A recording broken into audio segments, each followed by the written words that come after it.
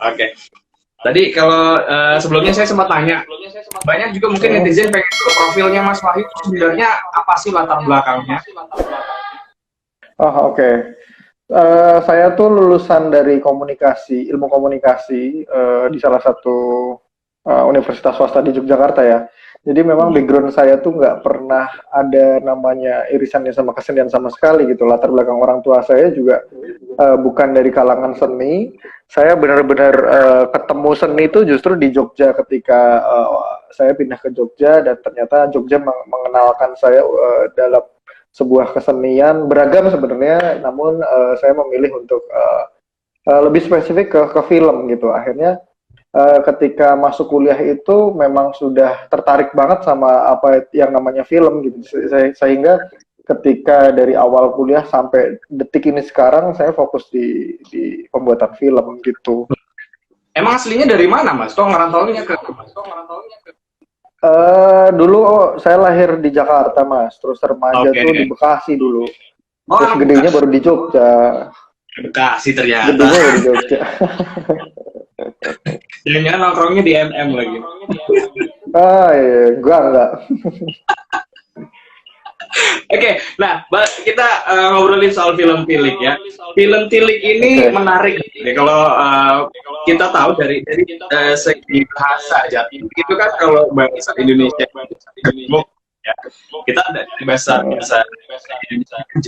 Kemudian apa sih sebenarnya yang jadi sampai kok muncul ide cerita film tilik ini yang sebenarnya itu lekat banget dengan budayanya orang-orang Jawa, orang Muslim gitu ya. Ya sebenarnya kan sebenarnya gini Mas, kami itu sebenarnya nggak mau mengkotak-kotakan juga ya, maksudnya interpretasi penonton akhirnya nontonnya seperti apa itu terserah gitu kan, itu kan monggo gitu. Cuman kalau dari kami sebagai pembuat kan sebenarnya kan kami ingin membuat film yang merefleksikan, dan karena film ini kan sebenarnya adaptasi dari fenomena aslinya yaitu tradisi tilian, bahwa di Yogyakarta khususnya di daerah Bantul, Kulon Progo gitu-gitu tuh banyak yang melakukan tradisi ini, dan mungkin di Jawa Tengah pun banyak gitu yang melakukan tradisi ini. Nah akhirnya kami mengadaptasilah dari fenomena tersebut sehingga kami translate menjadi medium film gitu ya. Sebenarnya secara real gitu ceritanya nggak plek-ketiplek dengan filmnya ya, justru tentunya pasti ada unsur-unsur dramatisasi yang kita masukin, kita selipin di filmnya agar filmnya menjadi sebuah film drama komedi gitu. Sebenarnya latar belakang itu seperti itu. Oke. Kebetulan saya juga orang Kulon Progo nih, jadi tahu sedikit lah. Oh, berarti kita ngomong bahasa Jawa ini Mas. Jadi nggak jauh lah dengan budaya tilik ini di kampung gitu. Oh jauh ya. Oke. Nah, kemudian sampai ceritanya ini terbentuk jadi sebuah film. Kalau nggak salah kan awalnya kan cuma dari obrolan dengan Iya betul. Ya awalnya tuh ngobrol di angkringan. Gimana Mas? Sampai akhirnya jadi film tuh gimana ceritanya? Oke, ya jadi ya biasa kan anak-anak Jogja kan kalau nongkrong di angkringan, ngeteh, ngopi sampai malam gitu-gitu kan Mas. Ya itu udah jadi kultur kami lah di sini gitu, anak-anak mudanya gitu. Nah, suatu malam waktu itu sama Mas Bagus Sumartono penulisnya ya kita nongkrong, ya kita sering nongkrong bareng, ngobrol ngalor ngidul, nggak melulu tentang film tapi tentang kehidupan, tentang ya curhat apapun itulah gitu. Nah itu waktu itu tahun 2016 itu kita nongkrong. Habis itu dia cerita tuh Mas Bagus cerita, Celak gitu, panggilanku kan kau Celak kalau di sini nama kondangnya gitulah. Celak gitu. Aku tadi abis lihat ada ibu-ibu, rombongan ibu-ibu tilik di salah satu rumah sakit di Jogja gitu. Itu lucu Celak. Mereka tuh tilik tuh cuman sebentar. Habis itu mereka berbondong-bondong keluar cepet-cepet pengen ke Malioboro waktu itu gitu. Itu ceritanya awalnya gitu. Nah, akhirnya aku coba ngulik, masa sih kok lucu ya gini. Aku coba ngulik gitu, akhirnya ngobrol panjang lah. Iya, jadi ada tradisi begini. Nah, sebelumnya aku nggak tahu tuh tradisi itu, nggak pernah tahu, nggak pernah lihat. Akhirnya gara-gara diceritain itulah, besoknya aku coba forward ke produserku. Semalam aku ini nih diceritain sama Mas Bagus gini. Ada namanya Tile gini. Terus menarik banget nih gitu. Nah, di obrolan itu produserku si Elena ini juga tertarik dengan cerita tersebut. Akhirnya coba yuk kita jadiin film waktu itu gitu. Terus kemudian hari kita ketemu lagi tuh bertiga, aku, Mas Bagus sama Elena, ketemu buat ngobrol. Ini keren nih kayaknya kalau dijadiin film karena seksi nih, karena unik nih gitu, punya value muatan lokal yang cukup besar gitu gitulah. Nah cuman waktu 2016 itu kami sadar kalau kami belum mampu tuh memproduksi itu karena effortnya tinggi, budgetnya juga pasti akan memakan budget besar karena syutingnya road movie dan membutuhkan banyak orang gitu kan. Sehingga akhirnya tahun 2018 itulah kami memberanikan diri untuk bikin proposal sama draft satu naskahnya, karena di Yogyakarta ada namanya program dana istimewa, yang mana itu program yang diperuntukkan untuk kalangan seni, salah satunya film gitu. Itu sudah ada dari tahun 2014. Nah, 2018 itulah kita coba masukin dan ternyata lolos kurasi, kami diminta untuk pitching. Akhirnya kami pitching dan akhirnya alhamdulillah sampai sekarang lahirlah film Tili ini. Kurang lebih ceritanya gitu, panjang ya Mas ya. Ini justru menarik. Saya sebenarnya justru karya-karyanya Wahyu dan teman-teman itu pertama kali tahun 2015. Cuma waktu itu nggak terlalu kalau ini rumah produksi yang sama yang memproduksi film Tili. Saya juga tahu dari istri Tili gitu ya, beritahu loh ternyata ini sih saya udah nonton waktu film Nilat ini luar biasa. Yang saya penasaran juga, kemudian Rafa Cana lebih banyak ekspor cerita-cerita yang dekat sekali dengan masyarakat luas begitu, yang cerita-cerita ketika kita ambil sampel seperti yang tadi film yang saya sebutkan, Nilat. Karena kalau anak-anak yang sebenarnya ya hal yang biasa dilakukan, tapi kemudian ada nilai moral, dia mengembalikan barang atau punya dia lewat Pak Pos dan juga Tilik ini dan film lain ini luar biasa ceritanya gitu. Cerita ringan tapi digarap serius begitu Mas. Serius. Iya. Ya thank you loh Mas sudah nonton. Ya karena mungkin gini sih Mas. Simpelnya ngapain kita harus milih cerita jauh-jauh kalau cerita yang dekat itu sebenarnya penting di sekitar kita gitu. Nah sebenarnya kan banyak teman-teman yang akhirnya mencoba untuk menceritakan sesuatu yang jauh, tapi ketika develop film naskahnya akhirnya kesulitan sendiri itu untuk mencari jalan ceritanya segala macam. Nah kemudian itu sebenarnya yang aku rasa yang nggak perlu gitu untuk muluk-muluk menceritakan. Ibaratnya gini, ngapain kita ngomongin DPR gitu, tapi kita nggak tahu tetangga kita sakit gitu. Itu kan ada hal yang sangat dekat di sekitar kita gitu kan. Nah, maksud saya gitu, artinya memang ketika kita mau membuka diri untuk peka melihat lingkungan sekitar, itu ternyata kok banyak cerita-cerita yang penting, banyak kejadian-kejadian yang ketika itu dibuat menjadi sebuah medium film gitu, itu menarik juga gitu. Nah, karena gini sih sebenarnya kan dari kita tahu, misalkan saya nih Mas, saya tuh baru berumur 27 tahun ya, masih muda gitu. Nah, dari selama perjalanan hidup saya 27 tahun, saya kan itu mengalami cerita yang begitu banyaknya gitu kan. Nah, sehingga ketika kita memilah-milih cerita tersebut tuh kadang bingung gitu. Saking banyaknya cerita yang menarik dan unik tuh kita bingung untuk mengambil salah satu cuplikan dari apa yang kita lakukan gitu. Balik ke film-film yang pernah saya sutradarai itu sebenarnya adalah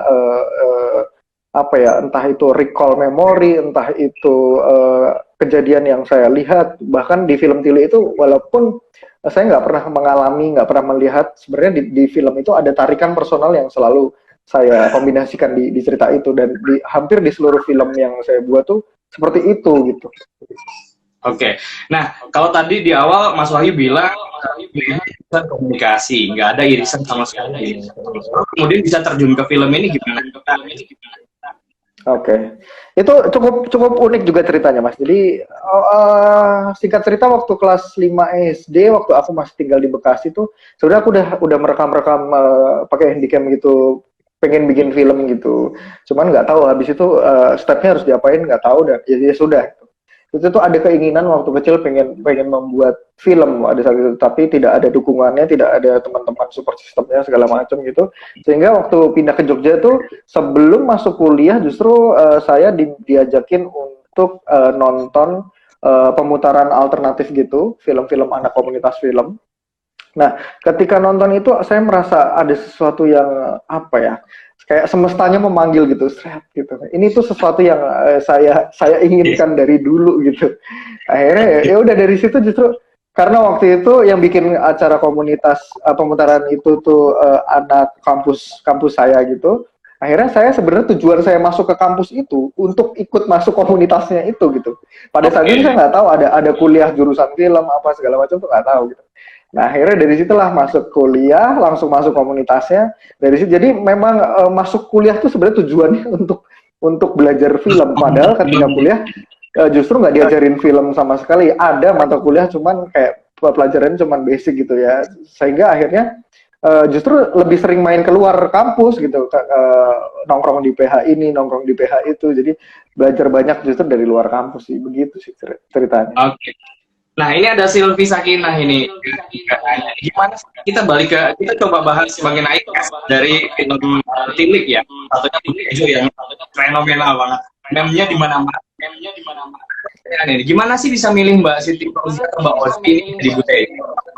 Kayak lagi nggak acting begitu, natural banget. Ya, oke.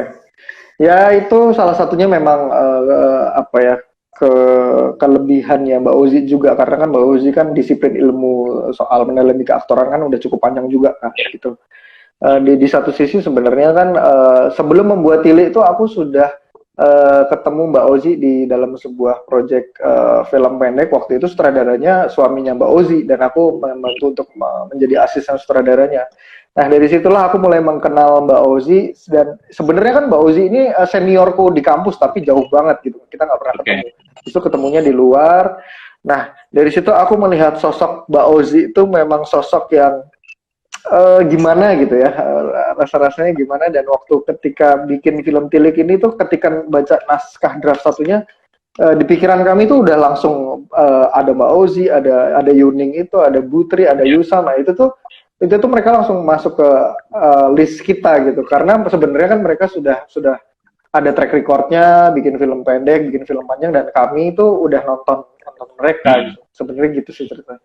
Oke, nah masih nyambung dengan cerita film Tilik nih dari Mbak Dita nih, kebetulan warga Jogja juga, kita di Jogja. Mau tanya nih Mas Wahyu, jadi sebenarnya Pak Lurah sama Mbak Dian tuh ada hubungan apa sih sebenarnya gitu ya? Apakah karena ada Mbak Dian kemudian Pak Lurah cerai sama Bu Lurah, terus atau udah dulu baru dekat Pak Dian?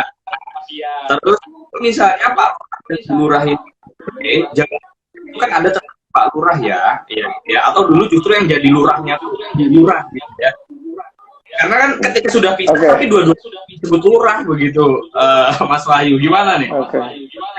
Oke. Kalau di ceritanya sebenarnya yang jadi lurah itu ibunya. Jadi itu tuh bukan Pak Lurah tapi mantan suami Bu Lurah, karena yang menjabat itu ibunya Bu Lurah gitu. Nah, tapi untuk ceritanya seperti apa coba ditonton sekali lagi. Itu tuh filmnya cukup eksplisit kok gitu. Cukup eksplisit. Kayaknya nggak seru deh kalau aku yang ngasih tahu. Satu pertanyaan lagi dari Mbak Dita ini. Yuning itu masuk di grup WA RT nggak sih? Kan HP-nya masih politik, belum ada WA. Oke. Iya, jadi sebenarnya Yuning itu punya HP, tapi HP-nya itu dipegang sama suaminya. Nah, itu HP, jadi HP-nya yang ada WhatsApp-nya segala macam itu cuma satu, tapi dibagi dua untuk suami istri gitu. Sehingga tetap dapat update dari warga, cuman ketika itu kan dia meninggalkan suaminya tuh, HP-nya ditinggal, dia nggak mau bawa HP yang itu karena mau jagain anaknya segala macam. Kurang lebih gitulah background story-nya. Gitu. Jadi sebenarnya tetap masuk di grup WA tapi handphone sama suami gitu. Ya, betul. Banyak juga pertanyaan yang teman-teman yang lain. Film Tilik ini sudah ada tawaran untuk naik ke layar lebar, ke film panjang begitu. Ya, tawaran cukup banyak sih, Mas. Ya. Melihat-lihat ke depannya gimana. Ya, semoga ada kabar baik. Saat ini sih kami nggak mau cepat. Kita masih mau mencari yang tepat gitu. Artinya pengen juga tetap menjaga kualitas nanti ketika tidak tahu kedepannya akan menjadi produk seperti apa nih Tilik. Oke. Mas Wahyu juga kan dari film banyak yang mendapatkan di dalam dan juga luar negeri. Apa kemudian yang dihadapi, tantangan yang dihadapi oleh Kak Pacana gitu ya, terutama dalam pembuatan film tilik? Apa Mas? Sorry, apa kelebihan atau apa? Tantangan yang dihadapi. Oh, tantangan. Sebenarnya hampir mayoritas yang kita hadapi itu sama kali ya, yang dihadapi juga sama teman-teman pembuat film yang lain gitu. Karena kan sebenarnya kami itu kan jadi cukup beruntung juga ya, ketika Tilik ini mendapat sorotan yang begitu luas. Sebenarnya kan ada banyak juga film-film pendek yang berkualitas, yang beragam, yang dibuat oleh teman-teman di Indonesia gitu. Cuman kebetulan kami yang tersorot gitu. Nah, kalau ngomongin tantangan apa itu ya yang tadi saya katakan, kalau tantangannya pasti hampir semuanya sama, itu diapresiasi, di budget, di support sebenarnya gitu kan. Karena tiga tantangan ini selalu menjadi lika-liku para pembuat film pendek dan film independen gitu. Karena ketika kita membuat film pendek yang sifatnya independen gitu, selalu dianggap kalian bikin apa sih, kok nggak penting sih gitu. Kalian tuh sebenarnya ngapain sih gitu. Selalu ada seperti itu ketika kita izin lokasi, ketika kita ngurusin apapun yang sifatnya teknis gitu, itu selalu ada kayak gitu. Terus kemudian budget. Kami kan selalu kesusahan untuk membuat film karena banyak orang yang ya itu tadi memandang sebelah mata ketika untuk mendukung kami secara finansial tuh juga mikir-mikir juga, ini mau ngapain sih, produknya apa sih gitu. Kayak nggak jelas gitu. Kemudian support. Nah, support ini juga bentuknya beragam ya. Akhirnya ya untungnya di Jogja ekosistem perfilman di Jogja itu cukup luar biasa lah. Saya cukup beruntung ketika tinggal di Yogyakarta karena di kota ini saya bisa tumbuh dengan cepat dan pesat karena ekosistemnya gitu. Tapi memang kebanyakan support ini yang masih belum masif diberikan sama pihak berbagai pihak gitu ya. Walaupun sebenarnya kan ketika kita nonton film pendek itu kan to the point dan cukup efektif ketika membawa sebuah pesan gitu. Ya semoga harapannya sih Mas, dengan adanya momentum ini tuh membuka sudut pandang orang-orang buat ngeliat film pendek itu, ternyata film pendek Indonesia tuh begini ya. Akhirnya awareness masyarakat tuh jadi oke. Oke, kalau kita ngelihat secara luas ya, kondisi perfilman kita saat ini kan lagi kutip istirahat karena situasi pandemi. Nah, dari pendapatnya Mas Wahyu nih sebagai siswa, terus gimana menyikapi kondisi yang sekarang? Sorry Mas, putus-putus. Oke. Perfilman Indonesia saat ini kan bisa dibilang lagi istirahat nih Mas ya, karena kondisi pandemi. Sebagai sinias, bagaimana kemudian Mas Wahyu menyikapi hal ini? Ya sebenarnya ini kan perbincangan yang bahkan kemarin sebelum Tilik viral itu kita juga banyak melakukan diskusi gitu ya Mas. Baik dari yang muda sampai yang tua gitu, bagaimana nih merespon situasi ini, karena memang situasinya pelik banget gitu Mas. Kita syuting juga nggak bisa gitu, kita mau melakukan hal-hal apapun yang sifatnya ke lapangan kan nggak bisa, sementara kami kan anak-anak lapangan yang syuting ngambil gambar di lapangan gitu ya. Akhirnya langkah yang bisa dilakukan saat ini ya kita hanya bisa development cerita, memaknai hidup itu seperti apa, sehingga energi-energi positif ini yang akhirnya bisa disalurkan menjadi sebuah ide cerita atau sebuah naskah yang ketika sekarang kita bisa exercise gitu karena ketahan, ntar ketika pandemi ini sudah lewat kita bisa langsung eksekusi dan sebagai macamnya. Sebenarnya itu sih. Oke.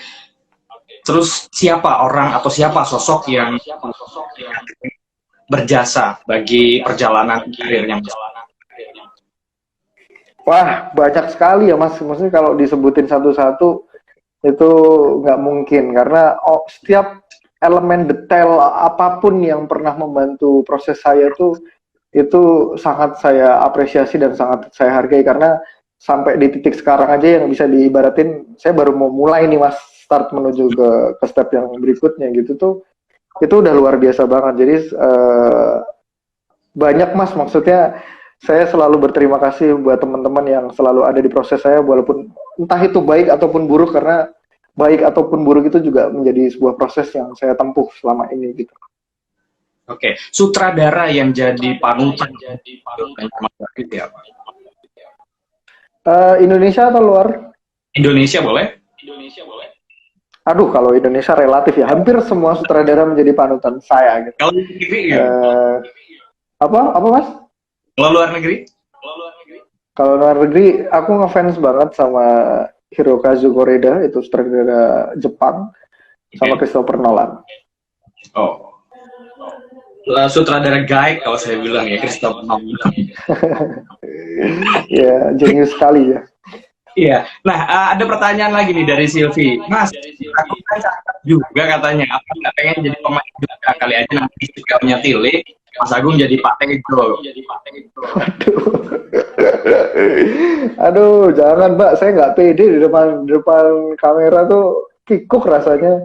Gitu, jadi kayaknya nggak pantas kalau jadi pemain gitu. Orang-orang balik layar tuh kalau di depan kamera aneh rasanya.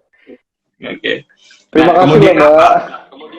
Rencana berikutnya dari Mas apa setelah ini? Ya, kami sedang menyusun berbagai rencana dan berbagai strategi, Mas. Belum bisa dibocorin ya sampai sejauh ini, karena itu tadi masih mempersiapkannya dengan matang, nggak mau gegabah. Ya kita coba lihat ke depan nanti gimana lah. Oke. Banyak pertanyaan mungkin yang kelewat nih ya, barunya. Gimana sih caranya atau gimana ceritanya film dari Mas Wahyu ini bisa disupport sama Dinas Kebudayaan Jogja?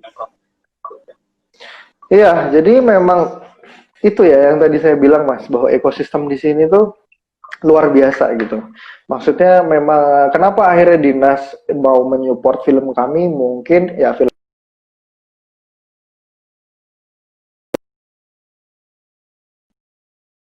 record saya sebelumnya juga sudah diperhatikan oleh mereka gitu. Dan sebenarnya kesempatan ini tuh terbuka oleh siapapun di seluruh Indonesia gitu.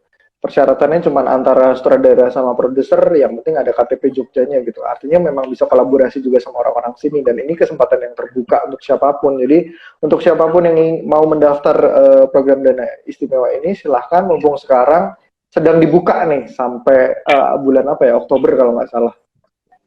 Syaratnya harus ada yang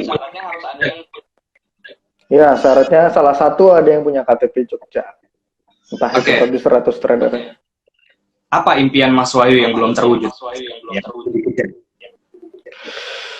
Banyak ya Mas ya, cuman impian yang paling mungkin klise, tapi menjadi manusia yang lebih berguna dan lebih baik itu impian saya gitu. Maksudnya nggak cuma di film ya, tapi di lingkungan di sekitar gitu ya yang mungkin akhirnya gesekannya sama film juga.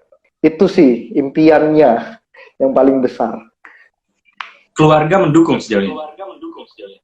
Awalnya enggak, awalnya supportnya sangat, justru apa ya, kontranya sangat luar biasa dari pihak keluarga, saudara.